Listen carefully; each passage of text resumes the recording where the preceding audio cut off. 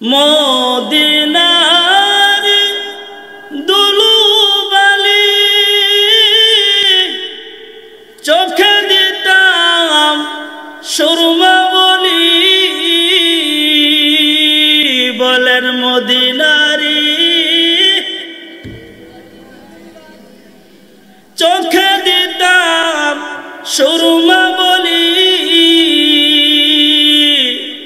দুরুদ সালাম গো দিতাম দুরুদ সালাম গো দিতাম প্রিয় নবীর পাক চরণে মন আমার চাই গো যেতে নবীজির রওজা পাকে মন আমার চাই গো যেতে নবীজির ফুল বাগানে মন আমার রায়না করে ও মন আমার রায়না করে বাংলাদেশের কোনখানে মন আমার চাই গো যেতে নবীজির ফুল বাগানে মন আমার চাই গো যেতে মদিনার রোজা পাকে সাগরের ভিতরে প্রচন্ড ঝড় তুফান উঠছে সাগরের এত ঝড় তুফান দেখা যে মানুষটা নৌকার মধ্যে সওয়ার ছিল সে আবার ডাইকা বলে মালিক এই সাগরের মাঝখানে যদি আজকে তুমি নৌকা ডুবাইয়া দাও আমার মৃত্যু ছাড়ার কোনো উপায় নাই মালিক এই সাগরের মাঝখান থেকে ঝড় তুফান থেকে আমাকে বাঁচাও নৌকা ডুবে যাইতেছে ডুবু ডুবু বাপ এমন সময় সে ডাক দিয়া বলছে আল্লাহ আমার বাড়ির মধ্যে একটা মুরগি আছে তুমি যদি আজকে সাগরের ঝড় তুফান থেকে আমাকে বাঁচাও তাহলে মুরগিটা তোমার নামে আমি দান করব ঝড় তুফান আবার বাসতেছে ঝড় তুফান থামে না আবার ডাক দিয়ে বলছে মালিক তুমি যদি আমারে বাঁচায়া দাও তাহলে আমার একটা ছাগল আছে এই ছাগলটা আমি তোমার রাস্তায় দান করে দিব ঝড় তুফান কমে না কিছুক্ষণ পরে আবার ডাক দিছে মালিক আল্লাহু আকবার বলেন এ বাপ একটু সাউন্ড বাড়ায়া দে সাউন্ড একটু বাড়ায়া দাও রে বাপ কোরআনের কিছু কথা বইলা যাওয়ার মতো যেন সুযোগ হয় তোমার জন্য দোয়া করবো এবার ডাক দিয়া বলছে মালিক এই ঝড় তুফান থেকে তুমি যদি আমাকে আমার ঘর পর্যন্ত তুমি যদি আমারে পৌঁছায় দাও আমার একটা দুধের একটা গাভী আছে আমার বড় পছন্দের মালিক আমাকে বাঁচায় দিলে এই দুধের গাভীটা আমি তোমার রাস্তায় দান করে দিমু কিছুক্ষণ পরে ঝড় তুফান থাইমা গেছে ঝড় তুফান যখন থামছে আল্লাহর বান্দা সে তার ঘরের নিশিতে ফিরে গেছে সন্তানের কাছে ফিরে গেছে মা বাবার কাছে ফিরে গেছে বিবির কাছে ফিরে গেছে কিন্তু অনেক দিন হয়ে গেছে আল্লাহকে দেওয়া তার এই কথা যে আল্লাহ আমাকে বাঁচাইলে আমার গাভী তোমার রাস্তায় দিমু তার সাথে যে দুষ্ট ছিল বলে দুষ্ট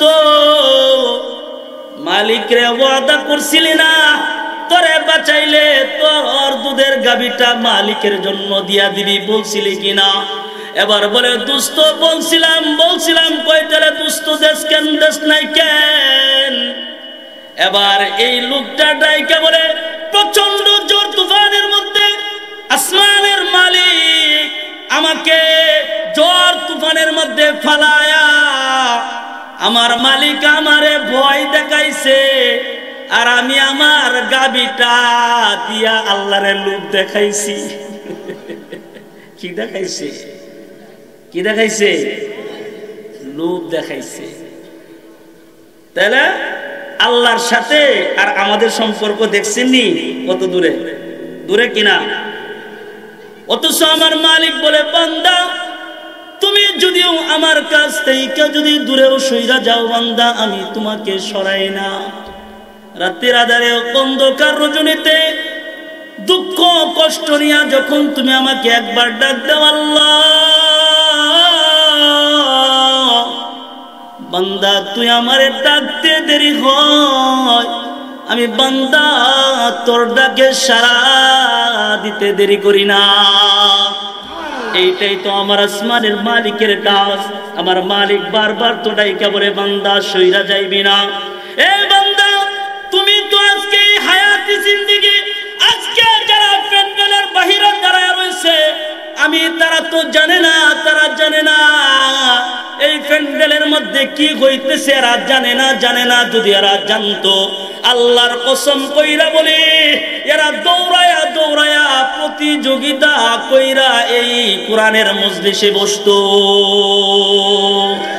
জোরে বলেন ঠিক না বেটি?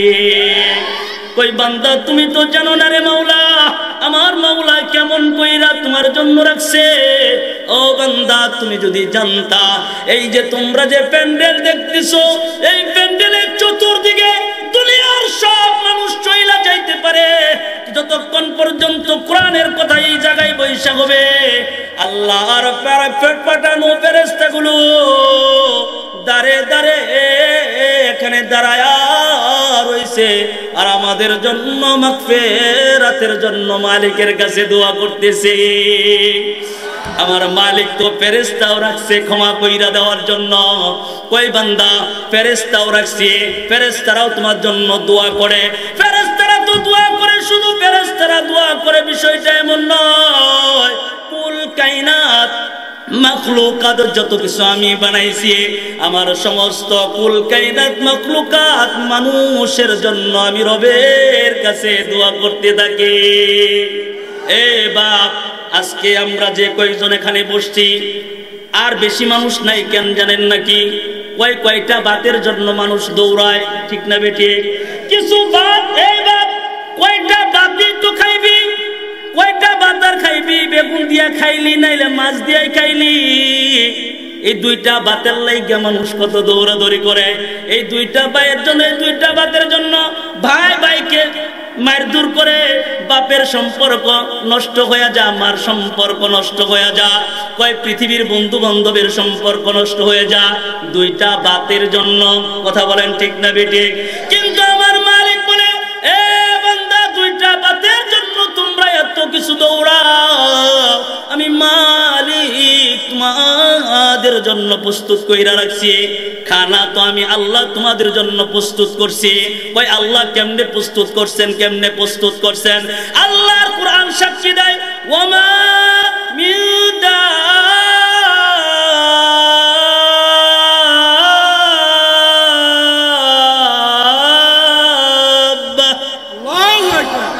وما من دابة في الأرض إلا على الله رزقها ويعلم مستقرها ومستودعها كل في كتاب مبين الله أكبر বলেন এই বাপ আল্লাহু আকবার বলেন নাই আরো জোরে বলেন আল্লাহু আকবার এই বাপ আল্লাহু আকবার বলবেন না কেন আল্লাহু আকবার কেন আপনারা বলবেন না কেন বলবেন আজকে আপনাদেরকে শোনায় যায় কেউ যদি আল্লাহু আকবার জোরে একবার বলে ফেলায় যদি একবার জোরে বলে আল্লাহ যদি ডাক দিয়া বলে আল্লাহ আমার মালিক বলে এই বাপ যারা কাপড় কাছে তাদেরকে কি বলা হয় দুপি তাদেরকে কি বলা হয় জোরে বলেন কি বলা হয় তাদেরকে দুপি বলা হয় কই দুপিদেরকে দেখছো তারা যে কাপড় কাছে কই কেমনে কাপড় কাছে কই পানির মধ্যে নাই মা ঠাস ঠাস কইরা জামা বাড়ি দেয় ঠিক না বেঠিক ঠাস ঠাস ঠাস শব্দ করতে থাকে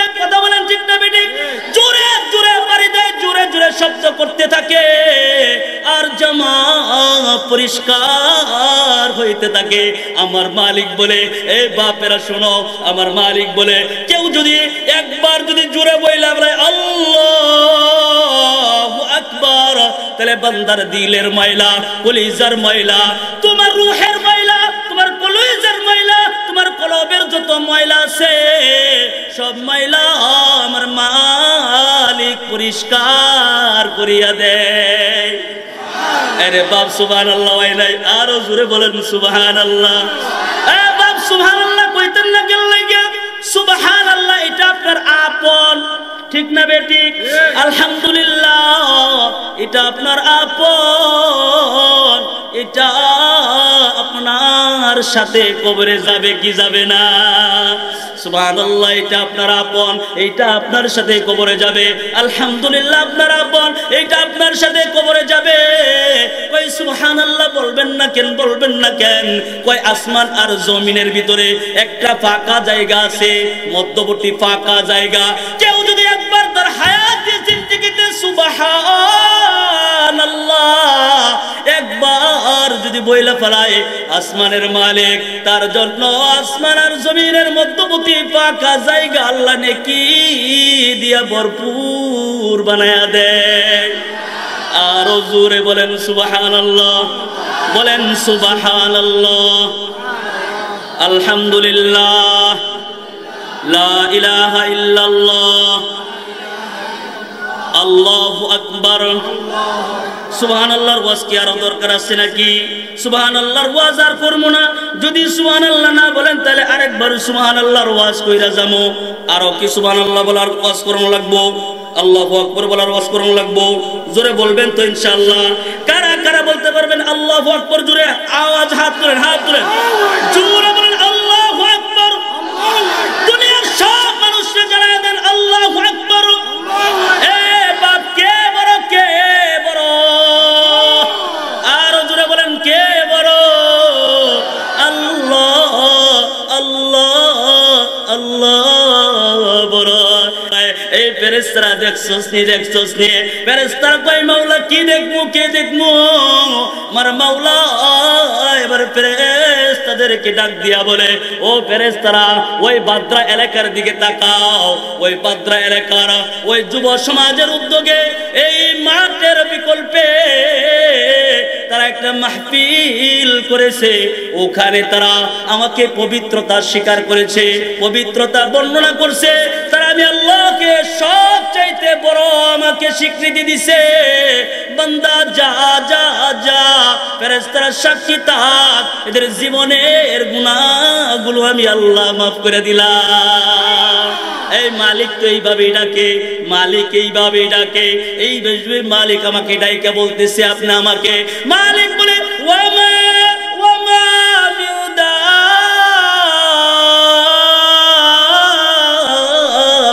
ফিল আরদি ইল্লা আলাল্লাহি রিজকুহা।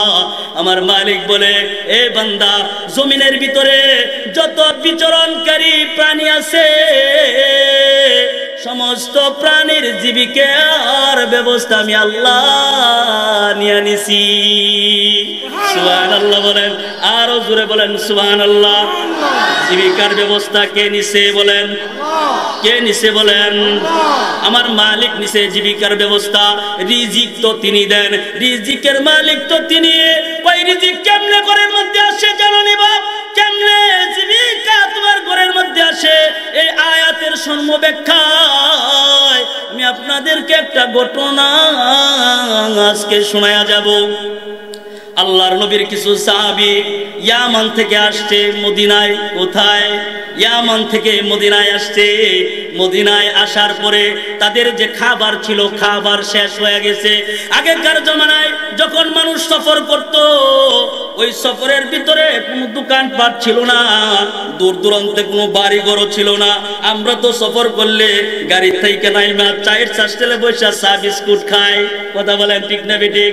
সুবিধা আছে, কিন্তু আগেকার সময়ে সুবিধা ছিল না। দূর থেকে বহু দূরে দোকান ছিল, দূর থেকে বহু দূরে বাড়িঘর ছিল, কোথাও আশ্রয়ের জায়গা ছিল না। তাদের সাথে যে খাবার ছিল সব খাবার শেষ হয়ে গেছে। সব খাবার শেষ হওয়ার পরে এই যে যে জলসার ভিতরে, এই যে তাদের যে সফরের ভিতরে যে নবীজির কিছু সাহাবী ছিল, একজন সাহাবীর নাম ছিল হযরতে আবু মুসা আশআরী। সুবহানাল্লাহ বলেন। আবু মুসা আশআরী রাদিয়াল্লাহু তাআলা আনহু ওই জায়গার মধ্যে ছিল, ওই দলের ভিতরে ছিল। এবার সবাই একসাথে বসছে, জামাত নিয়ে সবাই একসাথে বসছে। বসার পরে তারা সিদ্ধান্ত নিছে, দুইজনকে সিদ্ধান্ত নিয়ে বলছে নবীজির কাছে যাও, নবীজির কাছে গিয়া বলবা আমাদের যে খাবার ছিল, আমাদের খাবার শেষ হয়ে গেছে, খাবারের জন্য নবীজি ব্যবস্থা করে। সুবহানাল্লাহ বলেন। খাবারের জন্য ব্যবস্থা কইরা দেয়। দুইজনকে পাঠায় দিছে, তারা সবাই আলোচনা সাপেক্ষে দুইজনকে পাঠায় দিছে নবীজির দরবারে। নবীজির ঘরের ভিতরে ডুববে ডুববে এমন অবস্থায় দেখে নবীজির ঘর থেকে একটা আওয়াজ বের হয়েছে। কই কি আওয়াজ বের হয়েছে? কোরআনে কারীমের এই আয়াতের তিলাওয়াতের আওয়াজ বের হয়েছে। আল্লাহু আকবার বলেন। ওয়া মা মিন দাব্বাতিন ফিল আরদি ইল্লা আলাল্লাহি রিজকুহা ওয়া ইয়ালামু মুস্তাকাররাহা ওয়া মুস্তাওদাহা কুল্লুন ফি কিতাবিম মুবিন। যার অর্থ হইলে কই জীবিকা দেখছো না, এই যে জমিনের ভিতরে যত বিচরণকারী প্রাণী আছে তাদের রিজিকের ব্যবস্থা যিনি করেন তিনার নাম কি? তিনি তো রিজিক দিবেন। এবার দুই সাহাবী থেমে গেছে, নবীজির দরজার থেকে বাইর হইয়া চইলা গেছে। বাইর হইয়া যখন চইলা গেছে আবার তারা গিয়া মজমার ভিতরে বসে গেছে। সুবহানাল্লাহ বলেন। কাফেলার ভিতরে গিয়া তারা বসে গেছে। কাফেলার লোকেরা মনে করছে যেহেতু তাদেরকে বলছি নবীজির দরবারে খানার জন্য বলতে, তাহলে মনে হয়তো বইলে আইছে, কিন্তু তারা নবীকে বলে নাই, না বইলে আবার কাফেলার ভিতরে আইসা বইসা গেছে। অন্য মানুষ মনে করছে পাঠাইছি যেহেতু নবীরে বলছে রিজিক আসবে, খানা আসবে। সুবহানাল্লাহ বলেন। কিন্তু আশ্চর্য বিষয়, আশ্চর্য ঘটনা, কিছুক্ষণ পরে দেখে সুন্দর একটা পাতিল নিয়ে আসছে। পাতিলের ভিতরে গরু গোশত বোনা, উপর দিয়া ধোয়া উঠতেছে। সুবহানাল্লাহ। গরম গরম রুটি আসছে, দুইজন নিয়ে আসছে। আয়েশা বলে তোমরা না খাবারের কথা বলছিলা, এই যে তোমাদের খানা পাঠায়া দেওয়া হয়েছে। সুবহানাল্লাহ বলেন। এ যুবক ভাইরা বলো সুবহানাল্লাহ, আর জোরে বলো সুবহানাল্লাহ। আশ্চর্য ঘটনা হইল, তারা সবাই মিলা গরু গোশত দিয়া রুটি খাইলো। রুটি খাওয়ার পরে অবশিষ্ট মাংস আর রুটি ছিল। এবার সবাই আবার বৈশা সিদ্ধান্ত নিছে অবশিষ্ট যে রুটি আছে, যে গোশত আছে, এটা নবীজি দরবারে পাঠায়া দাও, নবী যেন সাহাবীদেরকে নিয়ে খাইতে পারে। বাড়ির গিয়া কইবেন সুবহানাল্লাহ, যেন খাইতে পারে। অন্যদিকে যাবো না, অন্যদিকে কথা বললে অনেক দিকে যাবে। আমার আলোচনার দিকে সামনের দিকে শুধু অগ্রসর হইতেছি। এবার সে শুরু করলো, আবার দুইজনকে দিয়া নবীজির দরবারে খানা পাঠায় দিছে। নবীজির দরবারে খানা পাঠানোর পরে নবীজি বলে এই খানা কোথা থেকে আসছে? সুবহানাল্লাহ কইতেন না। এবারে বলে ও আল্লাহর রাসূল, আপনি না কিছুক্ষণ আগে আপনার কাছে দুইজন সাহাবী আসছিল, তারা না এসে আপনার কাছে খাবার চাইছিল, আপনি তো খাবার পাঠাইছেন। নবী আশ্চর্য হয়েছেন, কারণ নবী তো খানা পাঠাই নাই, নবী খানা পাঠাইছে। নবী তো খানা পাঠাই নাই। নবীজি আশ্চর্য হয়ে গেছে। নবীজি বলে কোন দুইজনকে পাঠাইছিল আমার কাছে নিয়ে আসো। এবার তারা দুইজনকে নবীজির কাছে নিয়ে আসলো। নবীজির কাছে নিয়ে আসার পরে এবার ডাক দিছে, কাছে আসো। কাছে আসার কথা বলে কই তোমরা কি আমার কাছে আসছিলা? বলে ইয়া রাসূলুল্লাহ, আমরা আপনার কাছে আসছিলাম, কিন্তু আপনার সাথে সাক্ষাৎ করি নাই। নবীজি বলে কেন আসছিলা আর বা কেন আমার সাথে সাক্ষাৎ করলা না? এই দুইজন সাহাবী আবার ডাক দিয়ে বলে ও আল্লাহর নবী, আমাদেরকে সিদ্ধান্ত দিছিল আপনার কাছে আইসা যেন বলি আপনি যেন আমাদের খানার ব্যবস্থা কইরা দেন। কাফেলার সিদ্ধান্ত হইল আপনাদের জন্য যেন খানার ব্যবস্থা আপনি যেন করেন। এই জন্য আসছিলাম যে নবীজি আমাদের জন্য খানার ফয়সালা কইরেন। কিন্তু আমরা যখন আপনার দরজার ভিতরে আসলাম, আপনার দরজার সম্মুখে আসছিলাম, আপনি একটা কোরআনের আয়াত তেলাওয়াত করছিলেন। কি আয়াত তেলাওয়াত করছিলাম? এবার দুইজন সাহাবী বলে, ওয়ামা মিন দাব্বাহ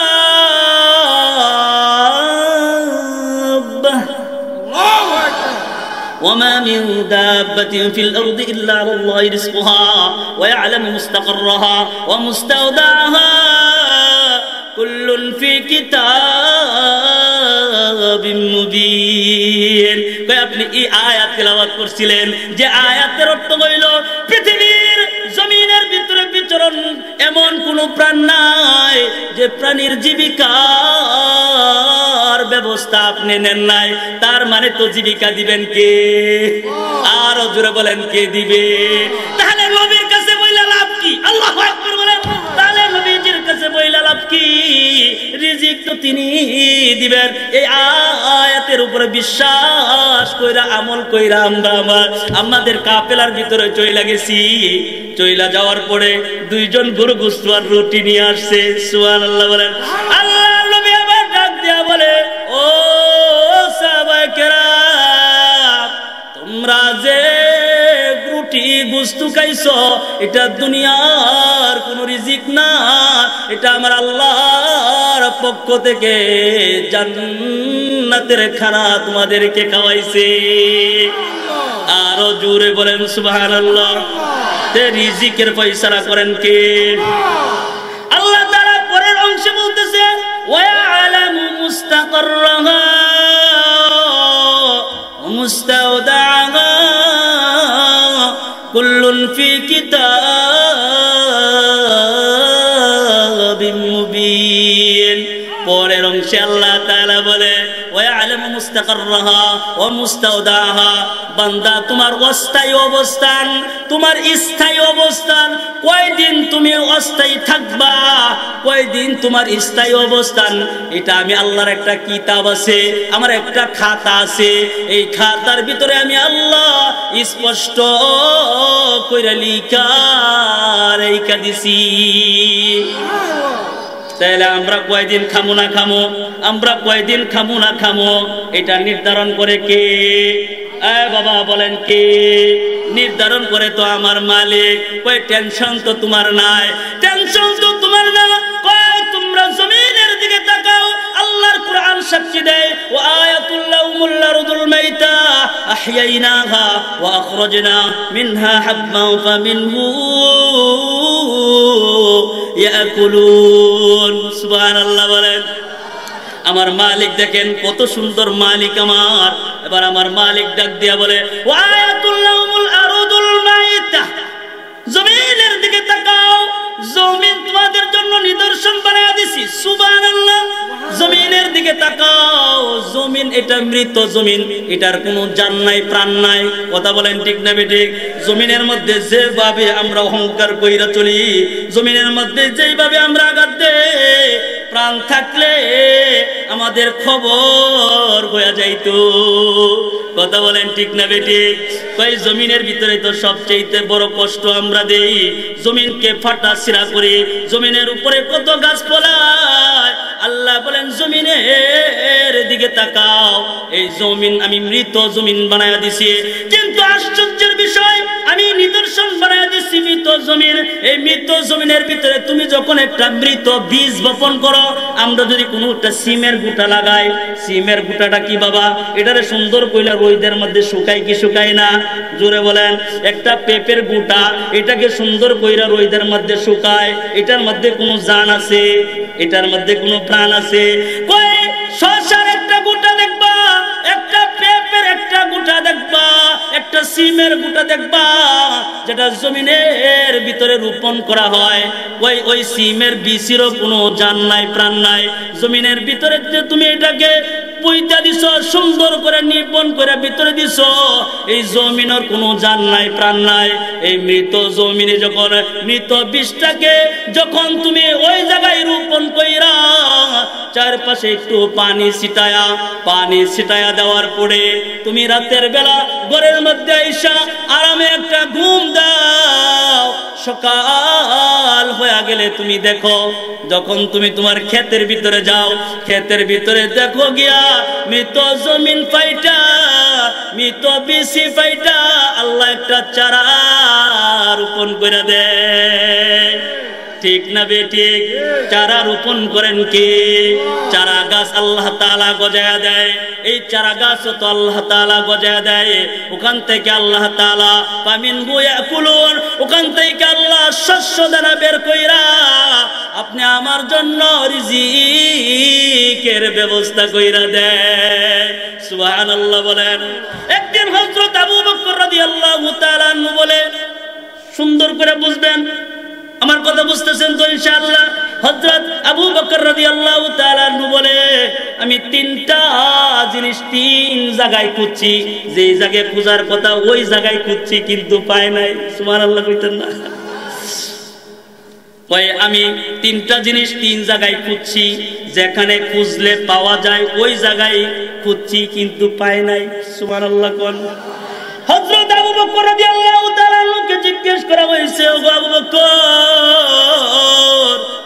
কোন তিন জিনিস, যে জিনিস আপনি যেখানে খোঁজার কথা ওই জায়গায় খুঁজছেন কিন্তু পান নাই? হযরত আবু বকর রাদিয়াল্লাহু তাআলা আনহু বলে, কয় আমি রিজিক জমিনে তালাশ করছি, রিজিক জমিনে পাই নাই, পেয়েছি আমি আসমানে। আরো জোরে বলেন সুবহানাল্লাহ। এ বাপ তো ওয়াজ তো সামনে আইতেছে, কোরআনে কারীম এবার সাক্ষী দেয়, ওয়া ফিস সামাই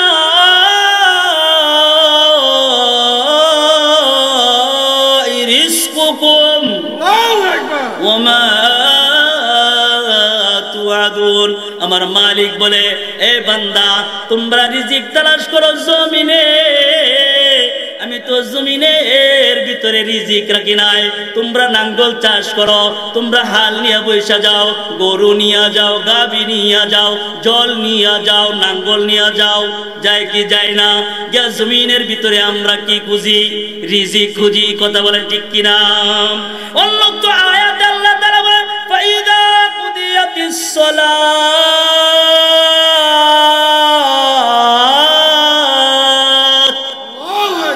ফাইদা কুদিয়াতিস সালাতু ফান্তাশিরু ফিল আরদি ওয়াবতাগু মিন ফাদলিল্লাহ।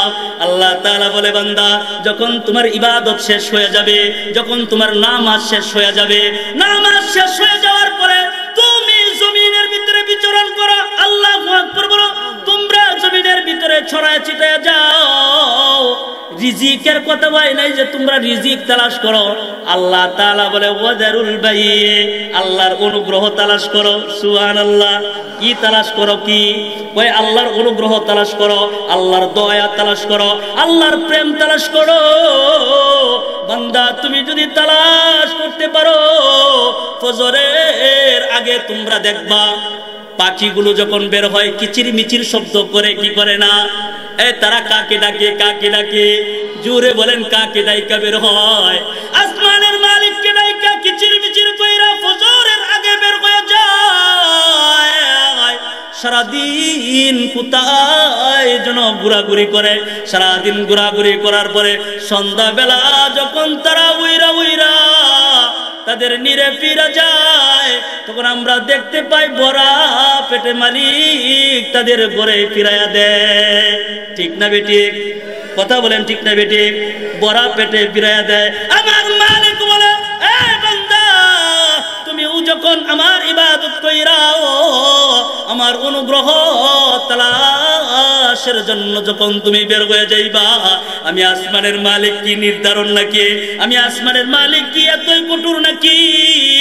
আমি আসমানের মালিক তো রহমান, আমি তো রহিম, আমি তো দয়ালু, আমি তো অত্যন্ত মেহেরবান। আমার চাইতে দয়াবান আর কেউ নাই।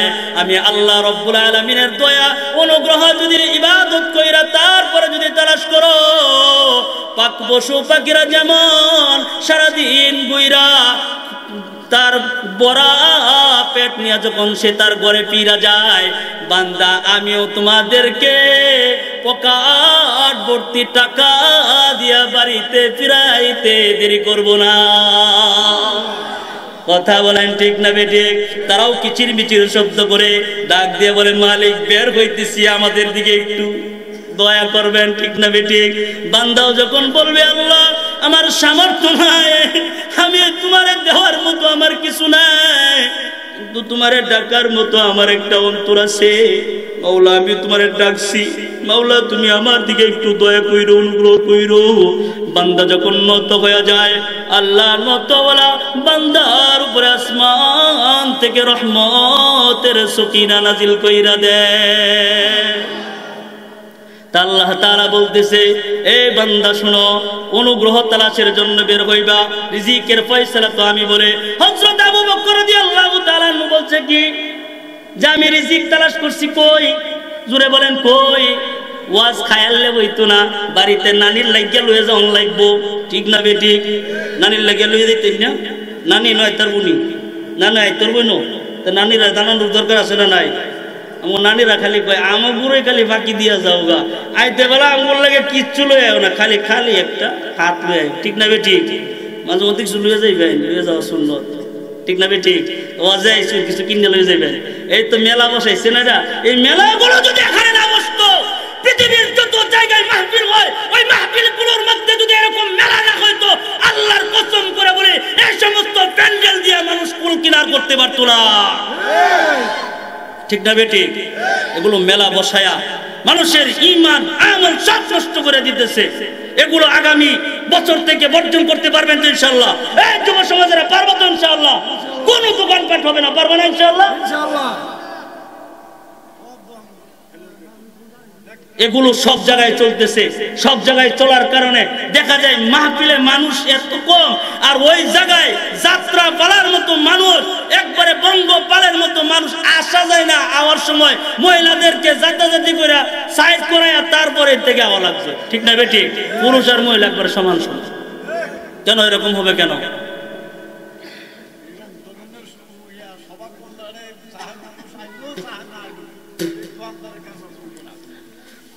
তাহলে যে কথা বলতেছিলাম বাপ,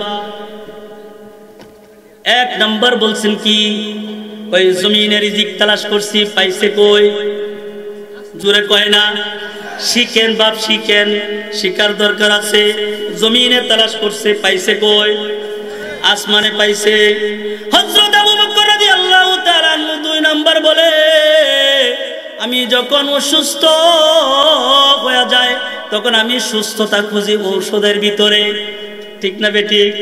এ বাপ, যখন আমাদের একটু হালকা একটু জ্বর উঠে, জ্বর উঠার পরে কই দোস্ত না পাই একটা প্যারাসিটামল খাইলা, তাড়াতাড়ি ঠান্ডা হইব, ঠিক না বেঠিক? অসুস্থ হয়ে গেলে আমাদের নজর কই যা? ঔষধের ভিতরে। হযরত আবু বকর রাদিয়াল্লাহু তাআলা আনহু বলে, আমি যখন অসুস্থ হয়ে যাই ঔষধের ভিতরে আমি সুস্থতা খুঁজছি, পাই নাই। কই আবু বকর কই পাইছেন, কই পাইছেন? হযরত আবু বকর রাদিয়াল্লাহু তাআলা আনহু বলে, আমি খালি পেটে আমি সুস্থতা খুঁজে পাইছি। আরো জোরে বলেন সুবহানাল্লাহ। তাহলে নবীজির হাদিস দেখেন, নবীজির হাদিসের দিকে তাকান, ওই দিকে যান। আমার নবী কেমনে খাইতেন জানেন? আমাদের খাওয়ার পলিটিক্স তো ডিজাইন তো এখন ইহুদি নাসারাদের মতো হইছে, ঠিক না বেঠিক? আমাদের খানার ডিজাইন নবীর মতো হয় না।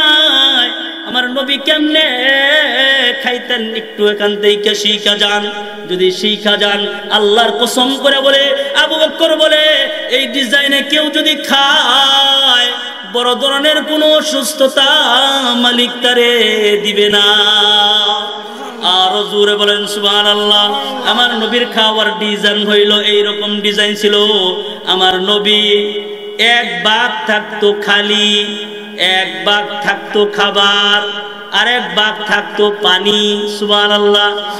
এক ভাগ খালি, এক ভাগ পানি, আর এক ভাগ খাবার। আমার আমার নবী সারাটা জীবন এমন কইরা খাইছে। আমার নবীর কি অসুস্থতা ছিল, কিন্তু যখন আমার নবী একবারে যখন উফাতের সময় নবী চইলা যাবেন, তখন শুধু একটু জ্বর উঠছিল। সুবহানাল্লাহ বলেন, আরো জোরে বলেন সুবহানাল্লাহ। আমার নবীর ডিজাইনের খাবার কেউ যদি খায়, বড় ধরনের কোনো অসুস্থতা আল্লাহ তাআলা দিবে না। আমাদের সমাজে খাওয়ারও একটা ব্যবস্থাপনা হয়েছে। কই কেমন খানার ব্যবস্থা হয়? কই যখন কোনো বিবাহ বাড়িতে যায়, বিবাহ বাড়িতে দাওয়াত দেয়, গরিবও যায় ধনীও যায়, ঠিক না বেটি? কিন্তু যখন খানা দেয় সামনে আগে থেকে একটা টেবিল বসায় রাখে কি রাখে না? জোরে বলেন। আপনার পাশের বাড়ির যে গরিব মানুষটা তারে দাওয়াত দিছেন, ওই মানুষটাও গেছে। যে মানুষটা টাকাওয়ালা সম্পদওয়ালা ওই মানুষটাও গেছে। ওই মানুষটা যত টাকা দিতে পারবে এই টেবিলের সামনে গরিব মানুষটা দিতে পারবো নি? জোরে বলেন। কখনো কখনো তো সমাজ রক্ষার খাতিরে মানুষের কাছ থেকে ঋণ কইরা সুদ কইরা টাকা আইনা তারপরে বিয়া খায়, আছে না নাই? কথা বলেন, আছে না নাই? এই সুদটা করাইছে কে? টেবিল বসাইছে যে, কথা বলেন ঠিক কিনা বেটি? জুলুম করাইছে কে? কই টেবিল বসাইছে যে, জুলুম করাইছে সেই তো জুলুম করাইছে টেবিল বসায়া। এবার গরিব মানুষটাও গেছে। গরিব মানুষ এখন একা একা যায় না, কই টাকা যেহেতু দিমু 14 গোষ্ঠী খাইয়া তারপরে দিমু, ঠিক না বেটি? জোরে বলেন। এমন খাওয়া খা শেষ পর্যন্ত অনেক মানুষ না খায়া গুইরা যা, কথা বলেন ঠিক না বেটি? কই এই ডিজাইন কেন হয়েছে? কই এমন খাওয়া খা, জনমের খাওয়ান খা, পরে এমন তার পেটের ভিতরে গলার ভিতরে এমন অবস্থা হয়, এটা তো পুরাটাই ভরা থাকে, তখন গলার ভিতরে আঙ্গুল ঢুকায় বমি করে না বাইরে, কথা বলেন ঠিক না বেটি? কই কেন করে? কই দোস্ত দাওয়াত দিছে এতগুলো টাকা দিমু, কুশল উঠায় আলুই, ঠিক না বেটি? কুশল উঠাইবার লাগিয়া ছেলেও যা, নাতিও যা, বউ যা, পুতের বউ যা, সব যা, খাইয়া মাত্র 1000 টাকা ধরাইয়া দিয়ে আসে, কথা বলেন ঠিক না বেটি? তাহলে আমার কথাটা এটা ছিল না, আমার কথাটা ছিল নবীর সুন্নতের কথা। নবীর সুন্নতের কথা কইলে তো আমাদের সমাজের ভিতরে যে আবর্জনা তৈরি হয়েছে, আবর্জনাগুলো বলতে হয়, ঠিক না বেটি? এটাও তো সমাজের একটা আবর্জনা। বিবাহ বাড়িতে আগে তো মুরব্বীরা দোয়া আমাদেরকে দাওয়াত দিচ্ছে, আর বলছে বাপ দাওয়াত দিলাম, বাড়িতে খালি হাতে দাওয়াতে যাইবি, কোনো টাকা পয়সা দিবি না, আমার মাইয়াটার জন্য একটু দোয়া করবি, আমার মেয়েটা যেন সুখী হয়, কথা বলেন ঠিক না বেটি? আমার মেয়েটা যেন সুখী হয়, আমার ছেলেটা যেন সুখী হয়, একটু দোয়া কইরা দিবা। এখন নিজের টাকা দিয়া তোমার বাড়ি খাইয়া উল্টা তোমার বাড়িতে দোয়া করার মন মানসিকতা কারো নাই, ঠিক না বেটি?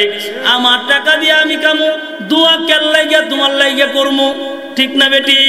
এটা তো আমার টাকা দিয়ে খাইতেছি।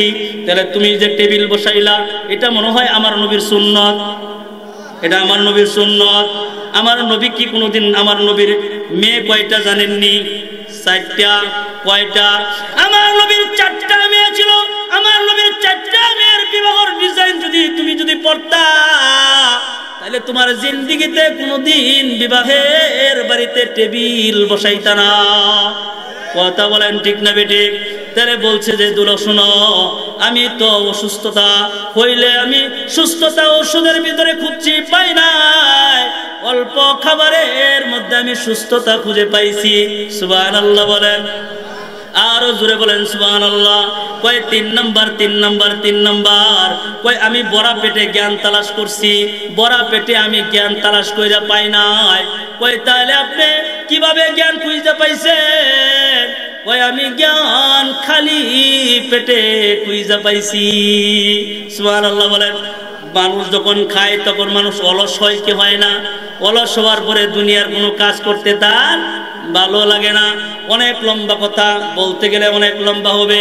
কেন অল্প খাবারে, কেন খালি পেটে জ্ঞান পাওয়া যায়? কই মাদ্রাসার ছাত্রদের দিকে তাকাও, মাদ্রাসার ছাত্রদের দিকে তাকাইলে দেখবা এরা 2:30টার সময় 3টার সময় ওইটা যায়, কোরআনে কারীম নিয়ে তারা তিলাওয়াত করে, যারা হাফেজ কোরআন তারা বলতে পারবে এরা মাগরিব থেকে এশা পর্যন্ত কোরআন মুখস্থ করে 1 পৃষ্ঠা 2 পৃষ্ঠা যতটুকুন মাগরিব থেকে এশা পর্যন্ত তাদের যতটুকুন মুখস্থ না হয়, কিন্তু ওই ফজরের আগে উইটা যদি মেহনত করে তার চাইতে বেশি তখন মুখস্থ কইরা ফেলায়।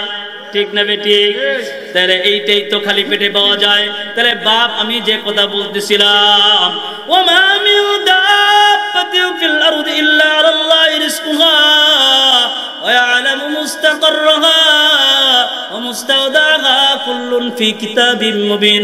বান্দা তুমি কয়দিন দুনিয়াতে থাকবা, তোমার অস্থায়ী অবস্থান কয়দিন, তোমার জিন্দেগি তুমি কয়দিন কাটাইবা। এজন্য কবি বলে জিন্দেগি তোর যাইরে ফাঁকি দিয়ারে সোনার আদম, জিন্দেগি তোর যাইরে ফাঁকি দিয়া। আমার সাথে পড়তে পারবেন, বলতে পারবেন? বলেন জিন্দেগি তোর যাইরে ফাঁকি দিয়া সোনার আদম, জিন্দেগি তোর যাইরে ফাঁকি দিয়া। ও আদম রে কামিনী রে কোলেতে কালদুমেতে রইলি তুই, সারা নিশি কাটাইলি তুই ঘুমায়া ঘুমায়া। ঠিক না ঠিক?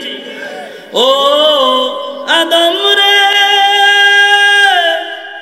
কামিনী রে কুলেতে কালগুমেতে রইলি তুই, সারা নিশি কাটাইলি তুই ঘুমায়া ঘুমায়া রে সোনার আদম, জিন্দেগি তোর যাইরে ফাঁকি দিয়া।